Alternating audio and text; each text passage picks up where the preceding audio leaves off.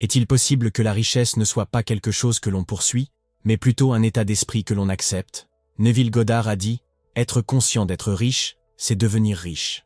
Pas après des années d'efforts. Pas une fois que le compte bancaire suit le rythme. Mais dès l'instant où vous revendiquez cette conscience comme la vôtre. » Cette idée remet en question tout ce que la plupart des gens ont appris. On nous dit de travailler plus dur, de nous démener davantage, de faire nos preuves. Mais si la vraie richesse commençait par une décision personnelle et discrète, celle d'assumer le sentiment d'être riche dès maintenant, aujourd'hui, vous allez voir ce que signifie penser comme un millionnaire, non pas en copiant des habitudes ou des routines, mais en changeant la façon dont vous vous voyez et dont vous vous sentez par rapport à qui vous êtes déjà. Car la vérité est que vous n'attirez pas ce que vous voulez. Vous attirez ce dont vous êtes conscient d'être. Si vous vous voyez comme quelqu'un qui court après le succès, la course continue. Mais si vous acceptez, profondément et sans effort, que vous êtes déjà riche en essence, votre monde doit refléter cette vérité. Vous entendrez des idées, des exemples et des pratiques simples fondées sur les enseignements de Neville Goddard. Non pas des théories, mais des étapes intérieures qui commencent à modifier l'expérience extérieure. À la fin de cette vidéo, vous comprendrez pourquoi le changement que vous attendez ne commence pas par les conditions. Il commence par l'hypothèse. Et l'hypothèse commence maintenant. L'état de millionnaire est assumé, pas atteint. La richesse ne commence pas à la banque.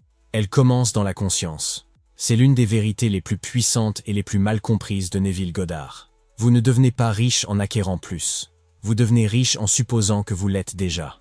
La plupart des gens attendent des preuves avant de croire. Ils veulent de voir les chiffres, les résultats, la validation. Mais Neville enseignait que la croyance est la cause, et le monde est l'effet. Il a dit « Être conscient d'être quelque chose, c'est le devenir. » Ce n'est pas une métaphore, c'est une loi. Si vous êtes conscient d'être pauvre, même en désirant la richesse, vous restez pauvre. Le monde extérieur reflète votre acceptation intérieure. Et la plupart des gens n'osent jamais accepter la richesse intérieurement, car ils réagissent toujours à ce que leurs 5 sens rapportent. Mais vos sens ne font que refléter les hypothèses passées. Ce que vous voyez aujourd'hui a été imaginé, ou craint, hier. Donc, pour entrer dans une nouvelle réalité, vous devez cesser de réagir à ce qui est, et commencer à vivre à partir de ce que vous avez revendiqué à l'intérieur. Considérez votre imagination comme un projecteur. Si le film que vous chargez dans la machine dit « manque », peu importe la beauté de l'écran, l'image sera la même. Mais si vous chargez le film intitulé « Je suis prospère, je suis pourvu, je suis couronné de succès », alors c'est l'image que le monde doit vous montrer. Neville nous a avertis, ne persistez pas à vouloir. Assumez le sentiment du souhait réalisé. Vouloir vous maintient à l'écart. Assumer vous amène à l'union. Voici une chose à méditer. Essayez-vous de devenir riche. Ou êtes-vous quelqu'un qui est déjà riche dans son sentiment, dans ses choix, dans son ton? Parce que vous pouvez entreprendre la même action, aller au travail, bâtir une entreprise, envoyer un email, à partir de 2 états complètement différents. L'un enraciné dans l'anxiété, l'autre dans la certitude, l'un dans la peur du manque, l'autre dans la connaissance de l'abondance. Cette différence est invisible à l'œil, mais pas au monde. L'état dans lequel vous vous trouvez détermine ce que la vie vous apporte. Et cet état n'est pas donné. Il n'est pas mérité. Il est assumé. La question, alors, est simple. Continuerez-vous à vous considérer comme quelqu'un en route vers la richesse, ou comme quelqu'un qui est déjà ce qu'il désire être? Le désir n'est pas une faiblesse. Ce n'est pas un signe que vous manquez de quelque chose. Selon Neville Goddard, le désir est un murmure divin, un signal de l'intérieur que vous êtes prêt à exprimer davantage qui vous êtes vraiment. Il a dit, vous ne pouvez pas désirer ce que vous ne possédez pas déjà. Cela signifie que votre désir de richesse n'est pas un fantasme ou un rêve lointain. C'est la preuve que, à un niveau plus profond, vous êtes déjà cette version de vous-même, celle qui vit dans l'abondance, celle qui traverse la vie avec confiance et aisance. Mais le désir seul ne suffit pas. Il doit être combiné à l'hypothèse. Le désir sans hypothèse crée la nostalgie. Il maintient le rêve à l'horizon. Mais lorsque le désir est fusionné avec le sentiment d'être déjà, il devient créatif.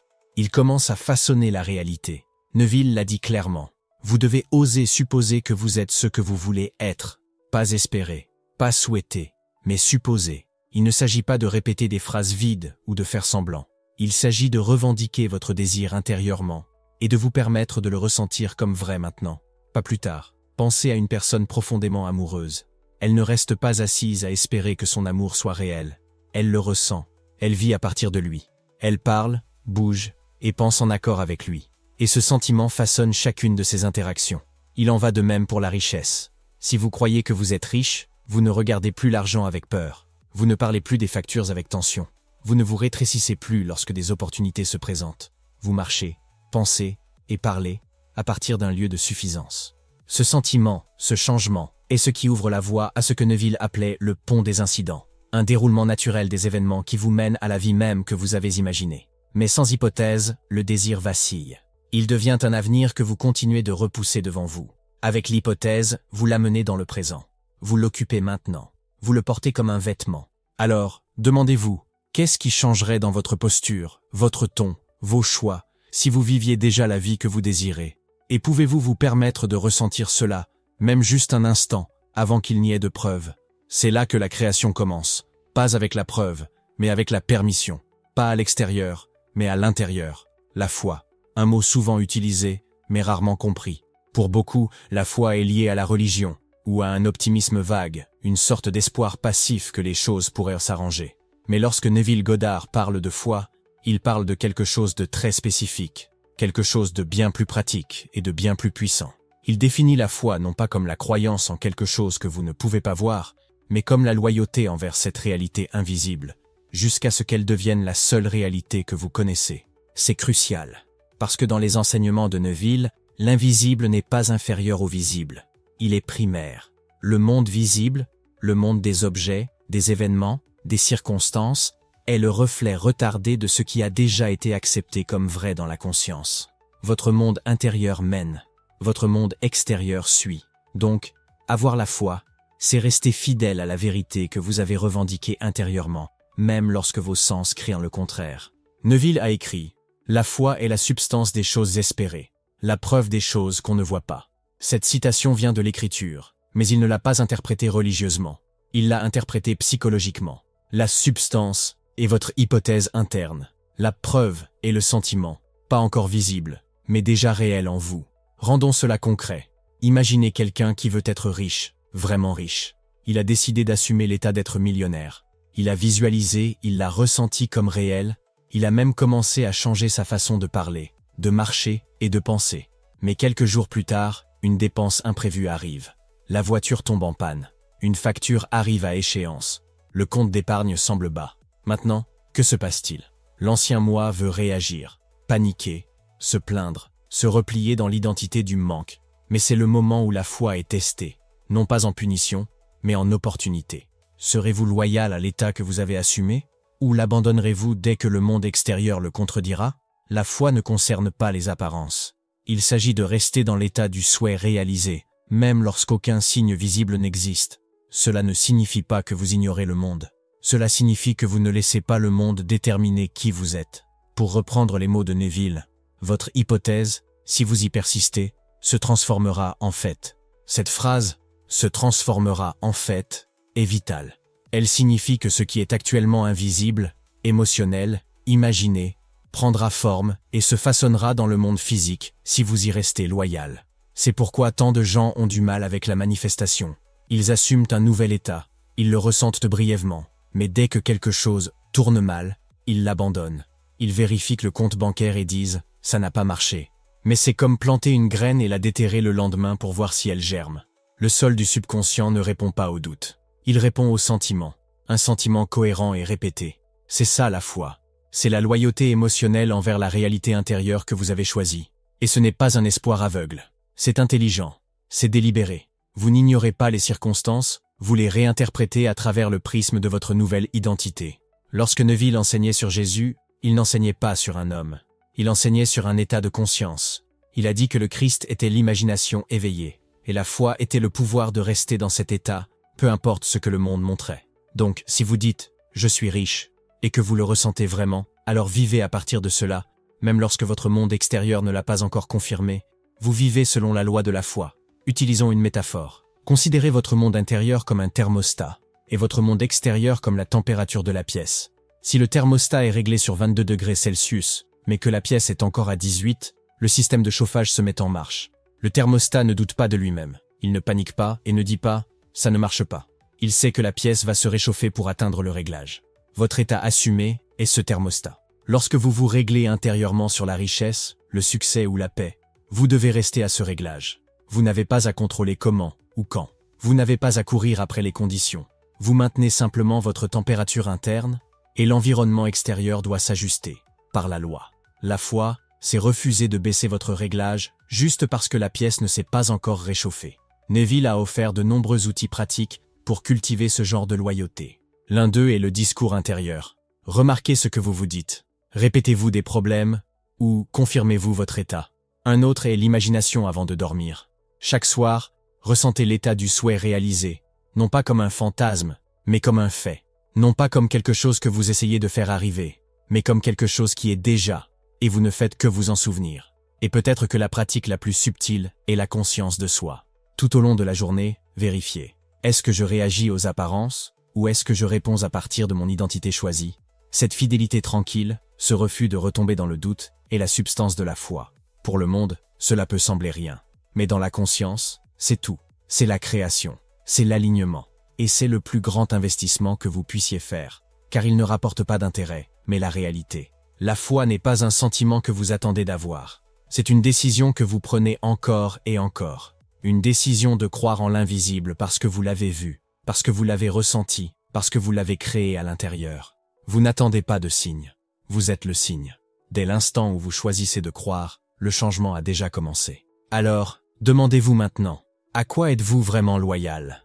Aux preuves des sens ou à la vision que vous avez revendiquée comme la vôtre? Parce que le monde ne bouge pas par l'effort, il bouge par la foi. Avant d'aller plus loin, prenez un moment pour vérifier le commentaire épinglé ci-dessous. C'est quelque chose de conçu pour garder ces idées proches, pour les laisser travailler sur vous un peu plus chaque jour. Maintenant, continuons. Parce que la prochaine idée pourrait être celle qui change la façon dont vous vous parlez et ce que ce discours crée. Le discours intérieur façonne la richesse extérieure. Nous nous parlons constamment à nous-mêmes.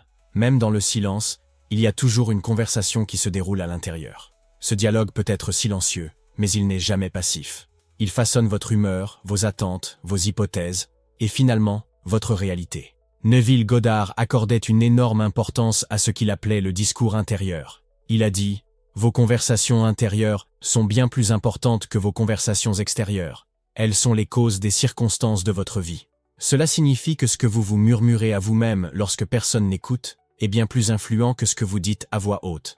Votre discours intérieur révèle l'état à partir duquel vous vivez vraiment. Et quand il s'agit d'argent, de richesse, la plupart des gens parlent à partir du manque sans même s'en rendre compte. Écoutez attentivement les phrases discrètes qui traversent votre esprit. Combien de fois entendez-vous « Je ne peux pas me permettre ça ». L'argent ne vient pas facilement. Les choses ne fonctionnent jamais pour moi. Les gens comme moi ne deviennent tout simplement pas riches.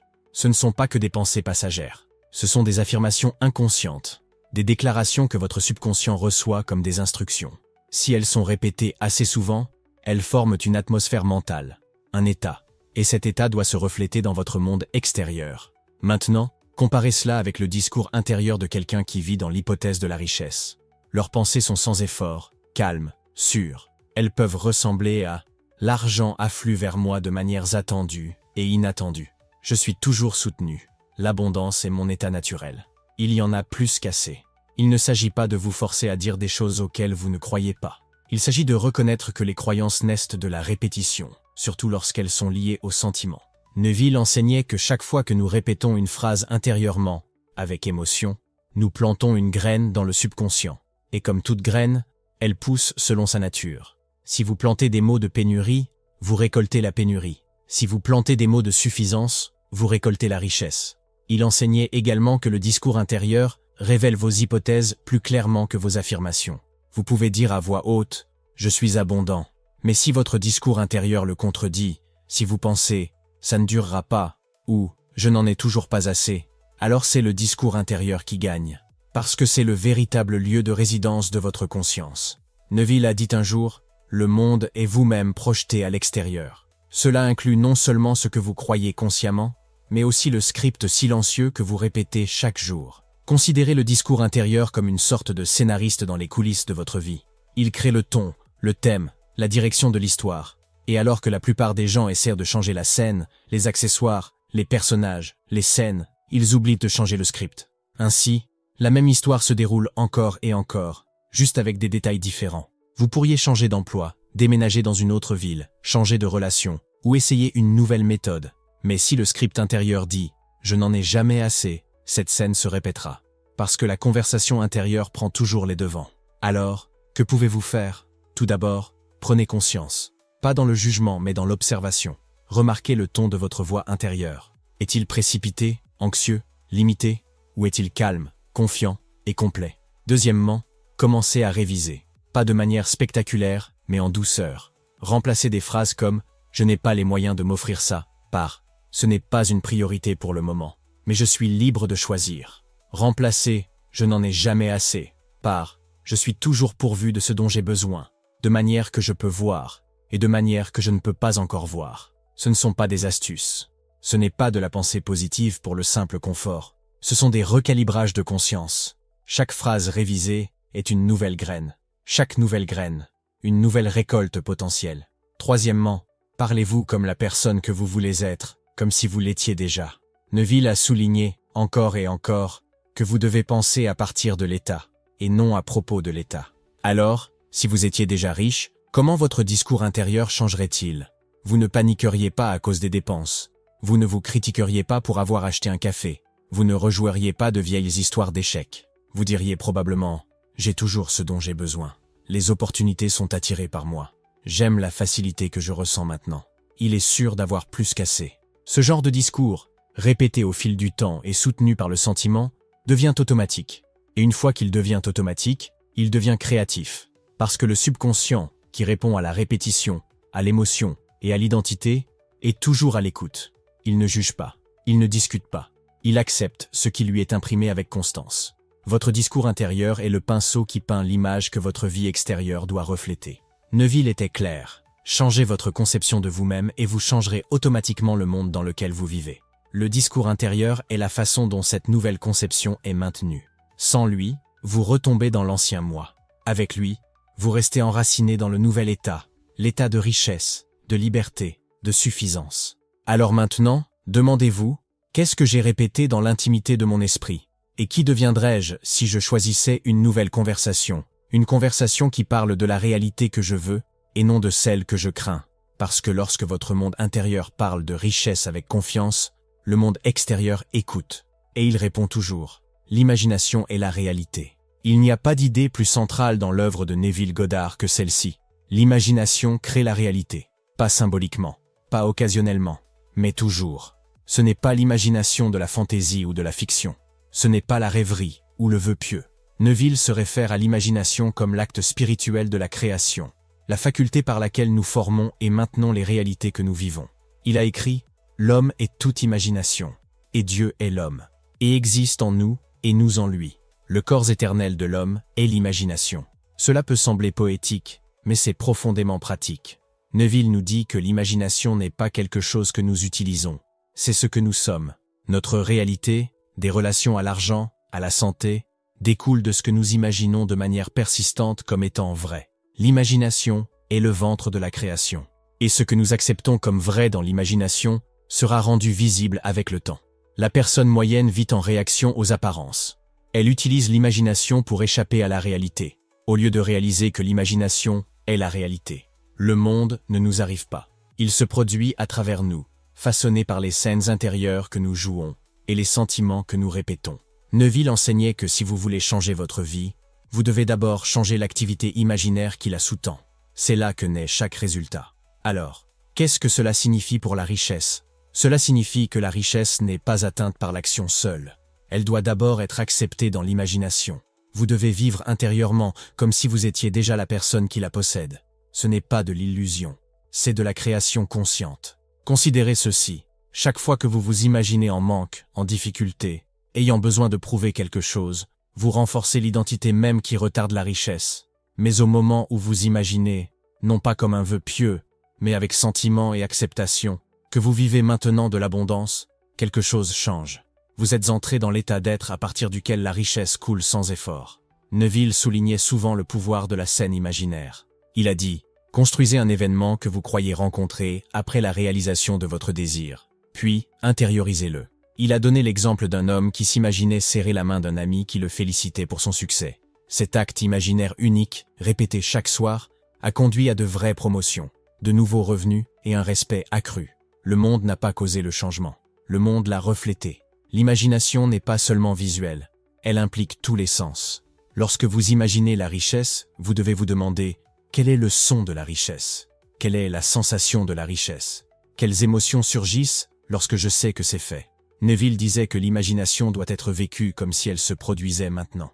Pas dans le futur, pas un jour, mais ici, en ce moment. C'est pourquoi il exhortait les gens à utiliser le temps entre le réveil et le sommeil, l'état de somnolence, pour imprimer leurs désirs sur le subconscient.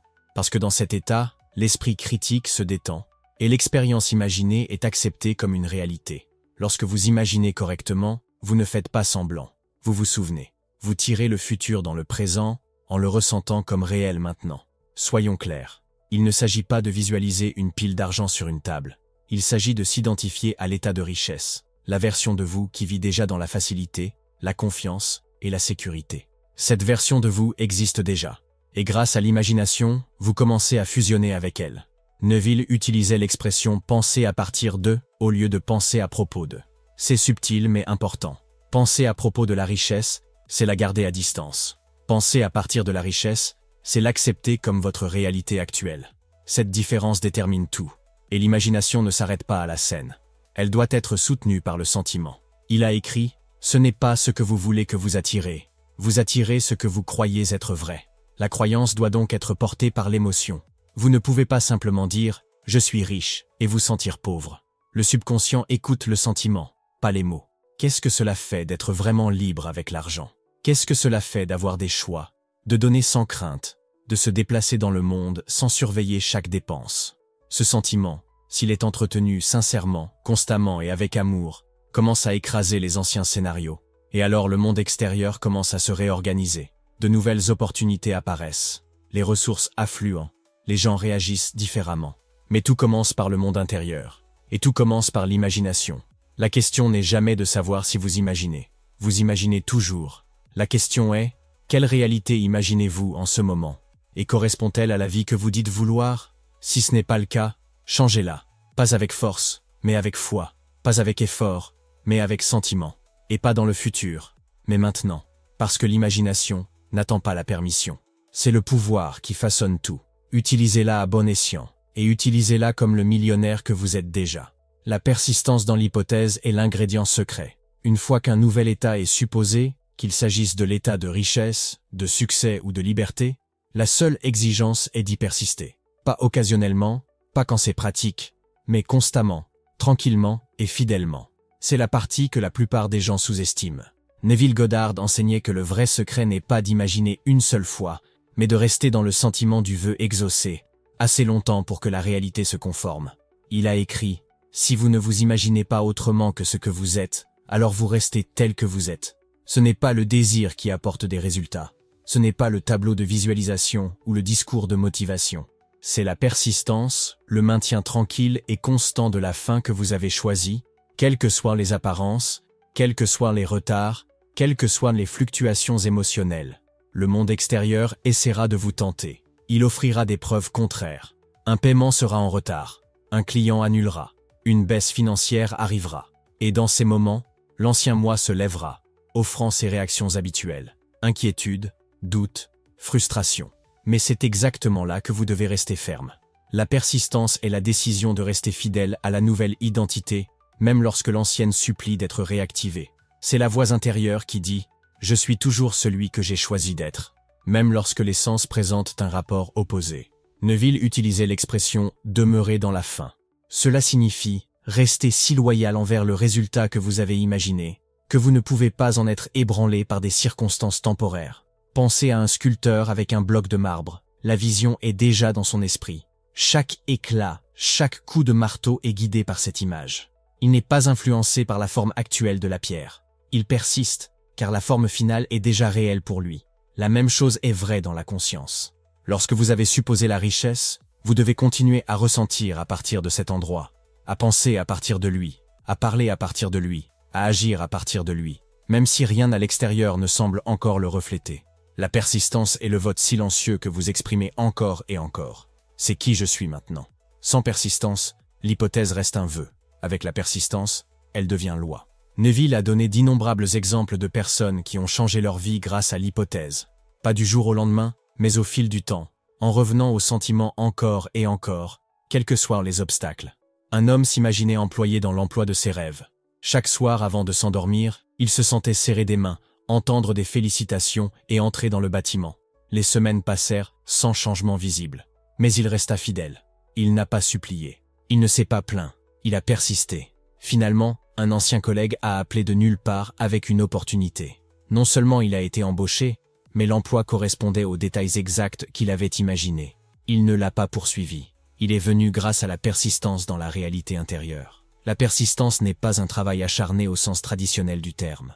Ce n'est pas se forcer à croire. Ce n'est pas simuler le bonheur. C'est refuser de laisser le monde extérieur vous définir davantage. Vous pouvez vous réveiller en ressentant de la peur. Vous pouvez ouvrir votre téléphone et voir un solde nul. Mais ce qui compte, c'est de savoir si vous revenez à votre état choisi ou non. Ce retour, ce rappel de soi, est le travail. Et avec le temps, il devient automatique. La persistance est aussi silencieuse. Elle n'a pas besoin de déclaration publique. C'est la discipline invisible de dire « je sais qui je suis », même lorsque le miroir dit le contraire. Neville appelait cela la loyauté envers l'invisible. Et c'est dans ces moments, lorsque les sens contredisent dans votre hypothèse, que la vraie création a lieu. Vous n'êtes pas testé par la vie. Vous êtes renforcé dans l'identité. Et la récompense de la persistance n'est pas seulement la chose que vous désirez. C'est la stabilité intérieure qui grandit lorsque vous arrêtez de réagir et commencez à choisir. Alors, comment persistez-vous? Tout d'abord, rendez votre fin imaginée si vive, si émotionnellement réelle, qu'il devient plus facile d'y revenir que à l'ancienne histoire. Deuxièmement, simplifiez le sentiment. Vous n'avez pas besoin de visualisation complexe. Une scène solide, répétée souvent, est plus puissante que des tentatives dispersées. Troisièmement, faites la paix avec le temps. Le temps n'est pas l'ennemi. C'est la scène sur laquelle votre hypothèse est révélée. Rappelez-vous, au moment où vous supposez un nouvel état, c'est déjà fait. Ce qui suit est le déroulement. Et votre rôle n'est pas de faire en sorte que cela se produise. C'est de rester là où vous appartenez, dans l'état du vœu exaucé. Neville a écrit « Tout ce dont vous pouvez avoir besoin ou désirer est déjà à vous. Vous n'avez besoin d'aucune aide pour vous le donner. C'est à vous maintenant.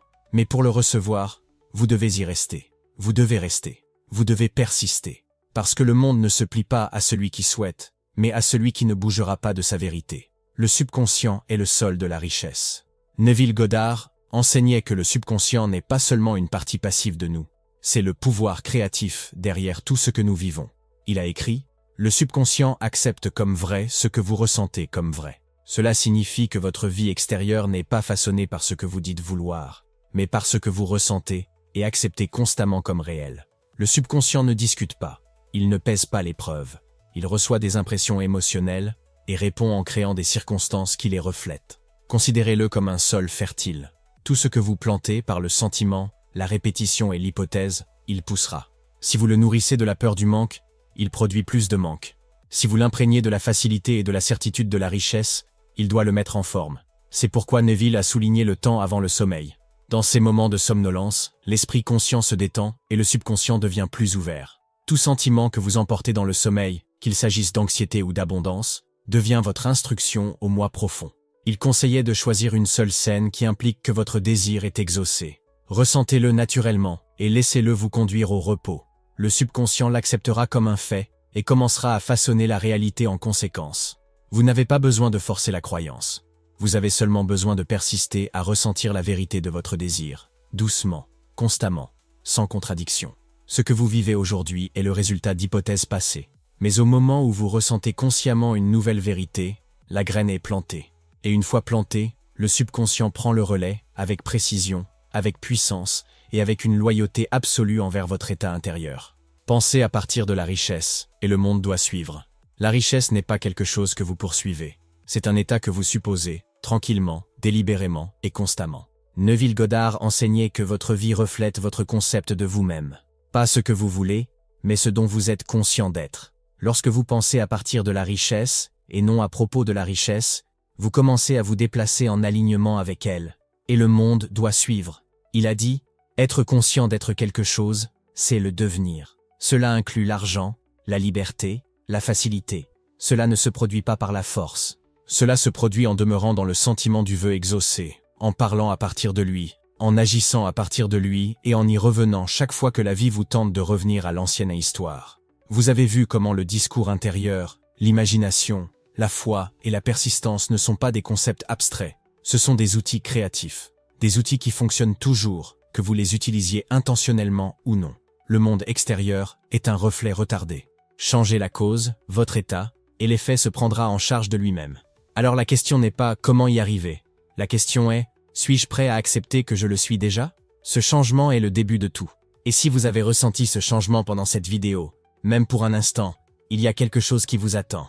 Consultez le commentaire épinglé.